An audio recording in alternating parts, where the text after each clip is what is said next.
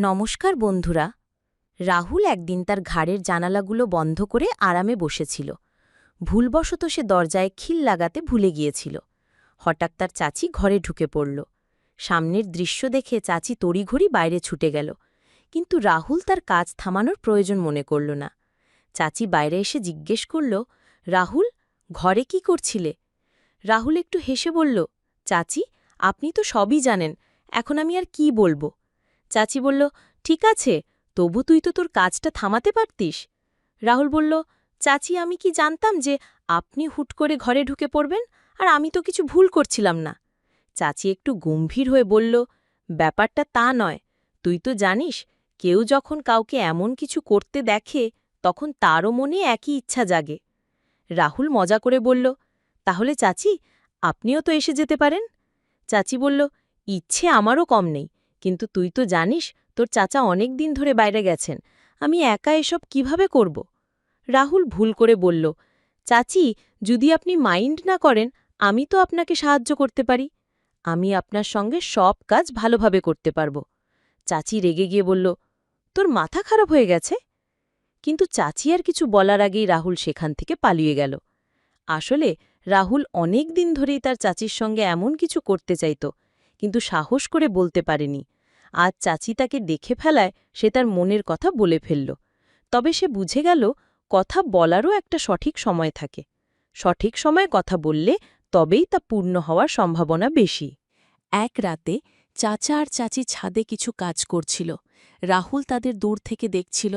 কিছুক্ষণ দাঁড়িয়ে দেখল যেন তাদের মধ্যে কিছু একটা চড়ছে। চাচা পুরো মনোযোগ আর পরিশ্রম দিয়ে কাজ করছিল। রাহুলের এখনও বিয়ে হয়নি, তার বয়স ২৪ বছর। তার চাচি খুবই সুন্দরী আর আকর্ষণীয়। সে সবসময় রাহুলের সঙ্গে মজামস্তি করত। চাচি আর রাহুলের মধ্যে একটা বন্ধুত্বের সম্পর্ক গড়ে উঠেছিল। চাচি যখন নতুন বিয়ে করে এ বাড়িতে এসেছিল, তখন তার মধ্যে একটা অহংকার ছিল। তবে এটা স্বাভাবিকই ছিল, কারণ সে যেন কোনো হিরোইনের থেকে কম ছিল না। চাচির উচ্চতা বেশ ভালো, চোখ দুটো গোল, গায়ের রং ফর্সা, আর শরীরের গঠন আকর্ষণীয়। যখনই সে রাহুলের দিকে তাকাত, তার চোখের দৃষ্টি যেন রাহুলকে ভেদ করে দিত। কিন্তু কথা বলার সময় চাচি মুখ ভেঙে যেত। তখন থেকেই রাহুল বুঝে গিয়েছিল যে চাচির মধ্যে তার সৌন্দর্য নিয়ে একটা গর্ব আছে। রাহুলের চাচা একটা কোম্পানিতে কাজ করত, যেটা তাদের বাড়ি থেকে ২৫ কিলোমিটার দূরে ছিল। তাই চাচা বাড়ি ফিরতে ফিরতে মাঝরাত হয়ে যেত। কখনো কখনো তিনি বাড়ি ফিরতেন না, কয়েকদিন ওখানেই থেকে যেতেন, কারণ প্রতিদিন যাতায়াত করা বেশ কঠিন ছিল। চাচা যখন বাড়ি থাকতেন না, চাচি তার ঘরে একা থাকত। রাহুল অনেকবার চাচিকে একা অস্থির হয়ে থাকতে দেখেছে। তার মনে হয়েছে চাচা চাচিকে যতটা ভালোবাসা দেওয়া উচিত ততটা দিতে পারছেন না। এটা রাহুলের কাছে পরিষ্কার হয়ে গিয়েছিল। একদিন সকালে রাহুল দেখল চাচি খুব উদাস হয়ে আছে। সে জিজ্ঞেস করল, চাচি, কি হয়েছে? আপনি এত মনমরা কেন? চাচি বলল, আমার শরীরটা ভালো নেই। রাহুল তৎক্ষণাৎ মেডিকেল থেকে ওষুধ এনে দিল। চাচি ওষুধ খেয়ে নিজের ঘরে চলে গেল। একটু পরে রাহুল চাচির শরীরের খোঁজ নিতে তার ঘরে গিয়ে দেখল চাচির বেশ জ্বর। সে জিজ্ঞেস করল, চাচি, আজ চাচা বাড়ি আসবেন না, বাইরে আছেন? চাচি বলল, তিনি অফিসের কাজে কয়েকদিনের জন্য বাইরে গেছেন। এটা শুনে রাহুল ভাবল, এখন কি করা যায়? চাচির অবস্থা তো ক্রমশ খারাপ হচ্ছে। হঠাৎ তার মনে পড়ল তার এক বন্ধুর বাবা ডাক্তার। সে তৎক্ষণাৎ বন্ধুকে ফোন করে বলল, দোস্ত, তুই একটা কাজ কর, তোর বাবাকে তাড়াতাড়ি আমার বাড়ি পাঠা, চাচির শরীর খুব খারাপ। বন্ধু বলল, ঠিক আছে, আমি এক্ষুনি পাঠাচ্ছি। কিছুক্ষণ পর ডাক্তার এসে চাচিকে একটা ইনজেকশন দিলেন এবং কিছু ওষুধ লিখে দিলেন। প্রায় ১ ঘণ্টা পর চাচির শরীর একটু ভালো হতে শুরু করল। পরদিন সকালে রাহুল যখন বাথরুমে যাচ্ছিল, চাচি তাকে ডেকে বলল, রাহুল, ১ মিনিট, এদিকে আয়। রাহুল গেলে চাচি বলল, আমাকে মাফ করে দে। রাহুল অবাক হয়ে বলল, কিসের জন্য? চাচি বলল, যখন থেকে আমি এ বাড়িতে এসেছি একবারও তোর সঙ্গে ঠিকঠাক কথা বলিনি, কিন্তু তুই আমার কত খেয়াল রাখিস। রাহুল হেসে বলল, চাচি, কোনো ব্যাপার না, আমি তো আপনাকে নিজের মানুষ বলেই মনে করি। তখন রাহুলের মনে হল এটা হয়তো তার মনের কথা বলার সঠিক সময়। কিন্তু পরক্ষণে ভাবল, চাচি এইমাত্র আমার সঙ্গে কথা শুরু করেছেন, এখনই যদি কিছু বলি হয়তো রাগ করবেন। তাই সে ঠিক করল আগে চাচির আরও ভালোবাসা অর্জন করবে, তারপর মনের কথা বলবে। এরপর রাহুল আর চাচির মধ্যে একটা মিষ্টি বন্ধুত্ব গড়ে উঠল। রাহুল চাচির প্রতিটি কথা মেনে চলত, যা বলতো তৎক্ষণাৎ করে দিত। এতে চাচিও রাহুলের প্রতি একটু আকৃষ্ট হতে শুরু করল। একদিন চাচি বলল, রাহুল, তোর চাচা তো মাঝে মধ্যেই বাড়ি আসে, তুই রাতে আমার ঘরে চলে আসিস, আমরা গল্প করব, নয়তো একসঙ্গে বসে সিনেমা দেখব। একা ঘরে আমার মন বসে না।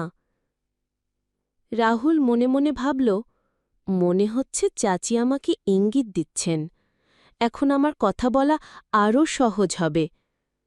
সে চাচির ঘরে গেল।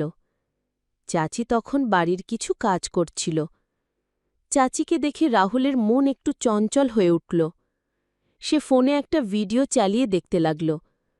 ভিডিওর শব্দ পুরো ঘরে ছড়িয়ে পড়ছিল। সে দরজার দিকে মুখ করে বসেছিল, যেন কেউ এলে দেখতে পায়।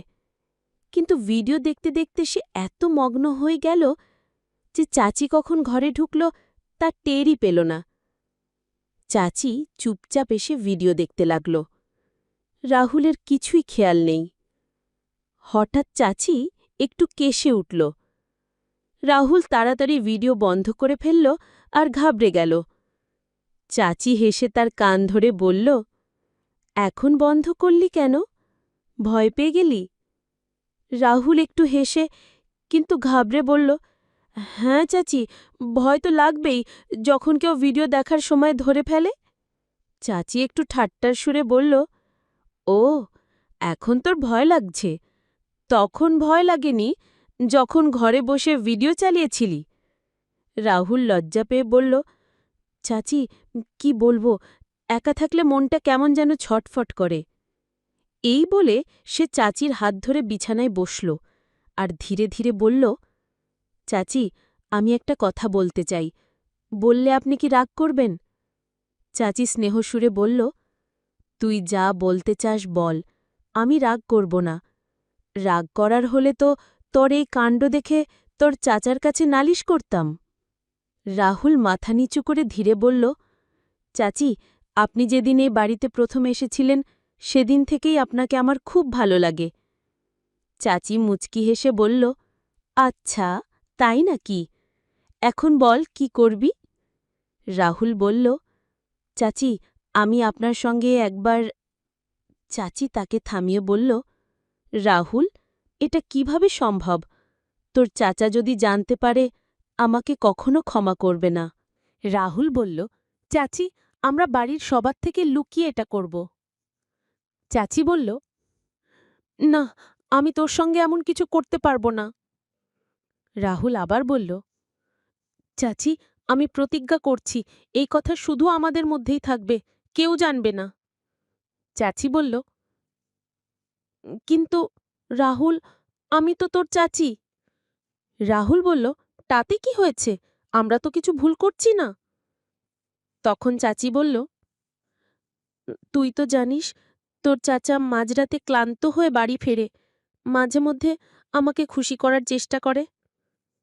রাহুল বলল, চাচি, আমি চাচার সব জানি, এটাও জানি যে আপনি শুধু খুশি থাকার ভান করেন। এটা শুনে চাচির মুখটা মলিন হয়ে গেল। রাহুল চাচির মুখের দুঃখ দেখে বুঝল তার কথা সত্যি।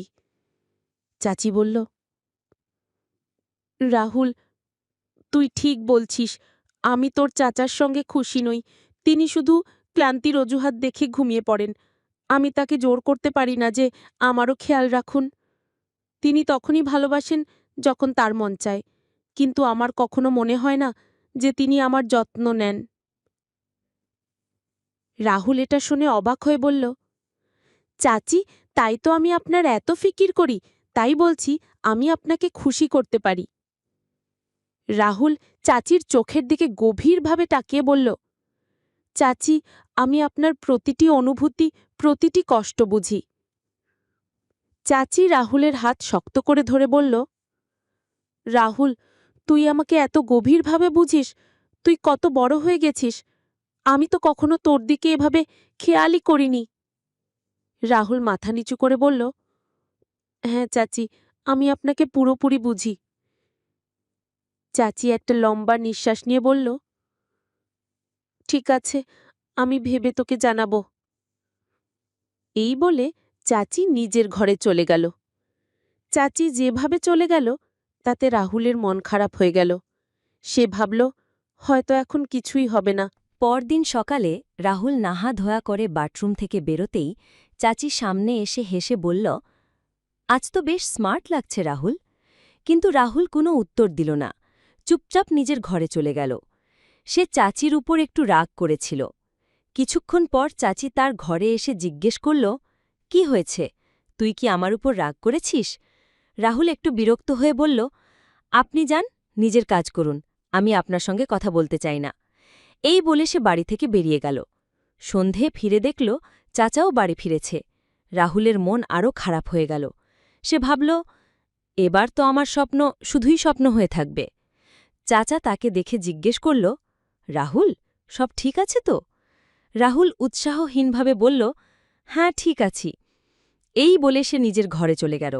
রাতের খাওয়ার সময় সবাই একসঙ্গে বসল। রাহুল চাচির দিকে তাকাচ্ছিল, আর চাচিও তার দিকে তাকিয়ে মুচকি হাসছিল। চাচি চুপি চুপি তাকে চুপ থাকতে ইশারা করছিল। চাচা খাওয়া শেষ করে বাইরে চলে গেলেন। রাহুল ধীরে ধীরে খাচ্ছিল। চাচি তার কাছে এসে বলল, কি ব্যাপার রাহুল, তুই কি আমার ওপর রাগ করেছিস? রাহুল সরাসরি বলল, হ্যাঁ। চাচি বলল, তুই আমার কথা কেন বুঝছিস না? এটা সবই ভুল, ভুল। রাহুল উত্তেজিত হয়ে বলল, এতে ভুল কি আছে? চাচি শান্ত গলায় বলল, যা, ঘরে গিয়ে ঘুমো। রাহুল বলল, আমি ঘুমোবো কি ঘুমোবো না তাতে আপনার কি? আমি আজ রাতে ছাদে বসে থাকব। এই বলে সে নিজের ঘরে চলে গেল। সে মনে মনে ঠিক করল, যাই হোক, সে তার স্বপ্ন পূরণ করবেই। সবার ঘুমিয়ে পড়ার পর রাহুল ইচ্ছা করে তার ঘরের দরজা খুলে রাখল, যেন চাচি বোঝে সে ছাদে যাচ্ছে। ছাদে গিয়ে সে কিছুক্ষণ বসে রইল। হঠাৎ পায়েলের শব্দ শুনতে পেল। পেছন ফিরে দেখল চাচি ছাদে উঠে আসছে। চাচি তার পাশে বসে বলল, তুই কি পাগল হয়ে গেছিস? এত রাতে ছাদে কি করছিস? রাহুল ঠান্ডা গলায় বলল, আমার ইচ্ছা, আমি যেখানে খুশি বসব। আপনি নিচে যান তো। চাচি তার হাত ধরে ধীরে বলল, রাহুল, আমি মনে প্রাণে তোর সঙ্গে আছি।